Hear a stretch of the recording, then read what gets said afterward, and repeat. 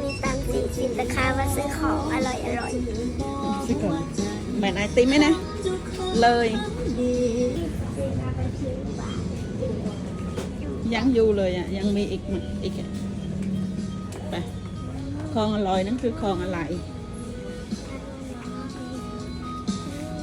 บงเพียท่า ข้าวเมียนแล้วมาหวัดเดียว เมียนเหมือนโหดีๆเหมือนหาดีๆ โตเนี่ย บงเพียบอกว่าอยู่ข้างบนเหรอ ข้าวเหมือนมีแต่อะไรไม่รู้อันนี้ก็ข้าวเหมือน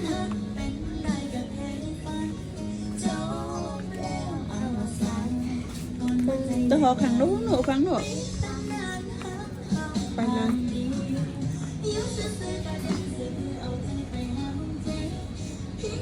เมียนอ่ะดูเหมือน